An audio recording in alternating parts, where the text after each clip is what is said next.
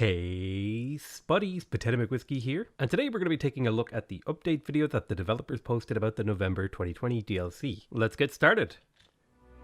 Hey there Civ fans. Hi Carl. Welcome to the developer video for DLC 4. We're going to be announcing a new civilization, new game mode, and some of the other new additions you can expect to find while you're taking one more turn in the Civilization 6 New Frontier Pass. First off, the moment you've all been waiting for. The next Civ is Babylon. Oh, yes. Babylon is a Civ we just couldn't bear to leave out. While we're going to let the upcoming first look video give you all the details, we can say that Babylon is going to be blinding you with science. Ooh, that's really cool. So it looks like Babylon will get science from killing enemy units. Now that's a very interesting idea. I wonder if it's going to be like Gorgo's culture ability where she gets culture from killing things. It's probably not going to be a huge amount of science. And it looked like they mostly got the boost for archery there. So it could be a little bit deceptive. It's probably going to be a fairly modest science bonus. It will also contain a full slate of 6 new city-states, one of each type, each with its own unique perks, such as unique improvements for suzerains. This pack also introduces 24 new great people. We'll be introducing some familiar names like the poet Rumi and the anthropologist Margaret Mead, as well as some less familiar or underrepresented figures we think you'll really enjoy discovering. The Babylon pack also includes another optional topping for your Civilization Sundae. I just want to say it's really cool that they're adding in some new great people. I do feel like the current list of great people is good, but it can be a little bit stale, and sometimes you kind of work your way through the list of great people a little bit too quickly. So maybe having a sprinkling of more great people will make that happen less often and make it feel like you're getting access to different great people each game. The new game mode, Heroes and Legends. This mode introduces legendary figures from a variety of the world's cultural traditions as playable characters in the game. There's actually some really important information here. So it says heroes possess great power and unique abilities, but also a limited lifespan. So it sounds like whenever you're going to recruit a hero, you get to keep them for, a number of turns, maybe like, 20, 30, 40 turns or whatever it is. And then you're going to have to like figure out how to get them back. Because what it says here is after a hero is gone, however, their claiming civilization can recall them by spending faith. So it looks like a new way to spend faith. I do like the idea of heroes. I'm really excited to go through some of the hero powers, so let's keep going. The new heroes are like great people on steroids, if great people could be recalled and reborn to be used again and again. Each hero has their own unique abilities based on stories from myth and history. Recruiting these heroes can propel your civilization to new heights of prosperity, innovation, and military might. So I just want to say here, Hercules seems legitimately insane. This one ability alone, Hercules' labor, used when located on a friendly district under construction, Hercules immediately completes construction of the district, costs 2 charges, and he comes with 6 charges, I think. So you can just instantly build 3 districts if you get your hands on Hercules, which is insane. That's a really cool mechanic, and I'm really excited to try out Hercules. As with our great people, we'll be featuring some familiar heroes, as well as some names that might be more obscure, depending on where you hail from. One of the most recognizable heroes in the game mode is none other than the legendary knight, wielder of Excalibur, King Arthur himself. His primary ability, Arthur's Accolade, transforms an adjacent military unit into a questing knight, a unique heavy cavalry unit with increased combat strength and greatly increased lifespan.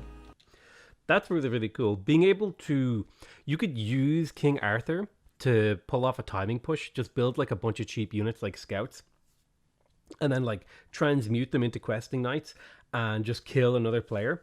That's a really cool move. It does look like they have a lifespan, so there's sort of a, there's a term limit on these questing knights, but still it could be a massive power spike for your Civ. And it also looks like they're censoring out who the leader is up here. I'm curious to hear what you guys think the new leader is going to be.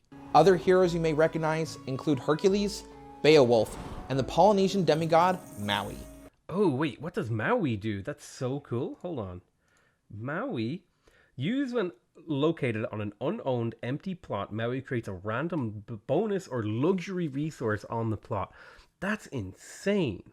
Considering it only costs 1 charge, you're going to be able to really upgrade your lands if you have Maui. I think this is maybe my second favorite hero I've seen so far. I like the idea of being able to like permanently change my land with resources. The Polynesian demigod, Maui. Some perhaps less familiar heroes include Himiko, the Japanese shaman queen. Himiko's rule: use when within the territory of a city-state you're a suzerain of. Himiko immediately levies its military at no cost. Oh wow, she's worth a lot of gold, like if you really think about it. She doesn't actually have a combat strength though, so it looks like not every hero is designed to fight. I think Hercules did have a combat strength, as did one of the other ones. Like, I think Arthur had a combat strength as well. But this is worth a lot of gold, and this could be really, really powerful. Although I do tend to find that the problem with levying city-states militaries is the AI gets a lot of envoys on deity difficulty, so they tend to just, like, take suzerainty away from you. Oya, the Yoruba Orisha of storms, death, and rebirth. Oya's Storm. Damage all adjacent enemies and heal all adjacent own units by 40. Costs 1 charge. That is a super powerful ability, considering she also has a melee strength of, looks like 66 just behind this tooltip. She's kind of on par with like a strong musketman or maybe even an AT crew. That's a really powerful ability, and honestly, that's a game-changing ability. I think this is going to be one of the stronger war heroes.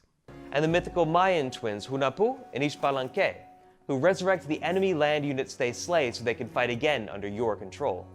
Oh, that's crazy. Being able to...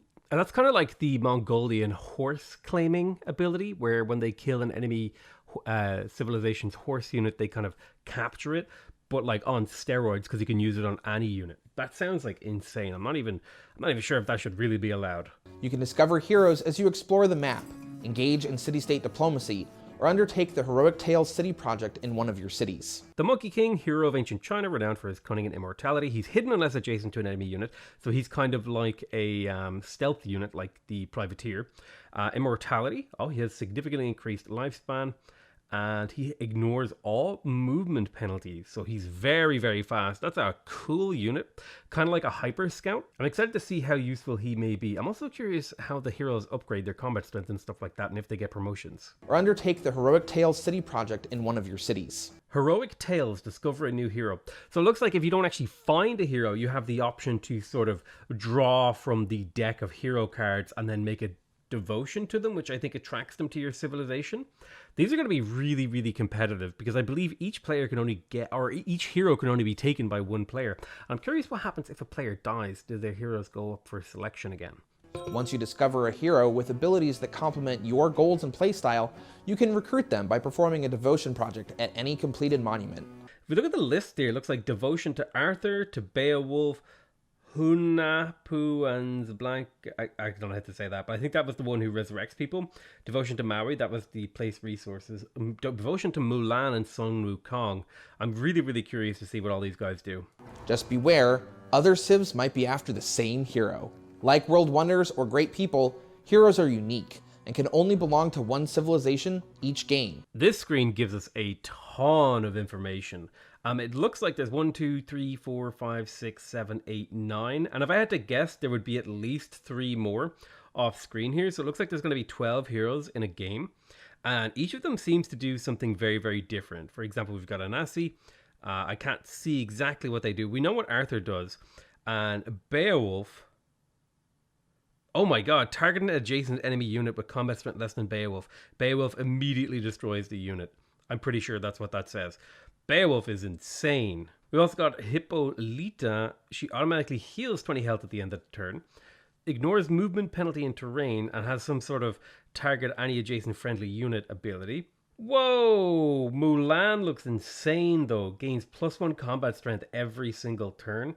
Mulan fully fortifies at the end of every turn. She is going to be real hard to deal with, especially because she's a ranged hero. And I don't think many of these guys are ranged except for Anansi. That's crazy. I think Mulan's going to be one of the, probably the strongest, like for straight up, you know, taking down cities. Although she is ranged, so that might be a bit of a knock on her. But Mulan's going to be very, very powerful. I do think I like Beowulf's ability from like the war-focused heroes the most, just because he can just delete enemy units. Game. The first time a hero dies or expires, they leave behind 2 heroic relic great works, an epic and a symbolic object. These relics provide buffs throughout the rest of the game. Monuments can display these items in 2 new heroic relic slots. In short, the Babylon Pack is all about the power of personality.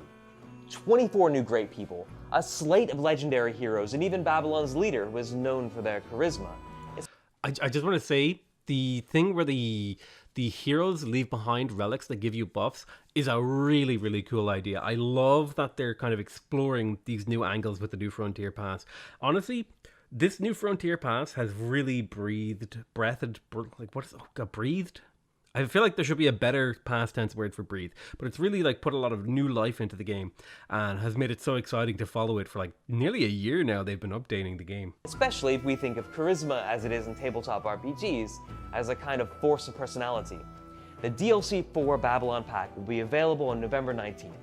Civ fans, you are the best fans in gaming. We hope you stay safe, healthy, and happy throughout the coming winter season.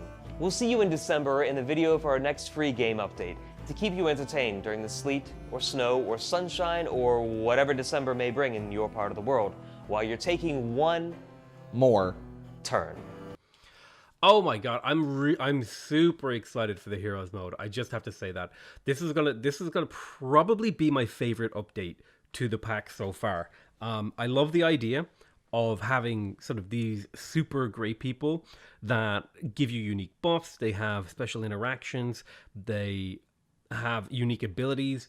They can change the landscape. They can change how you fight. They can, build infrastructure. I think Hercules might be my favorite just because I love the idea of instantly completing districts. That like really resonates with me as a player. But yeah, I'm super excited for this. I think this is going to honestly, this is going to be the kind of game mode that I just lock in every single game, because the heroes don't look like they completely change the game. They look like cool little additions. They're like great people plus. The other thing I'm really excited about is when modders figure out how to add even more heroes, we could be seeing a massive roster of heroes to draw from. But yeah, that's going to be it from me. I hope you guys enjoyed this video. I'll see you guys next time. Bye-bye.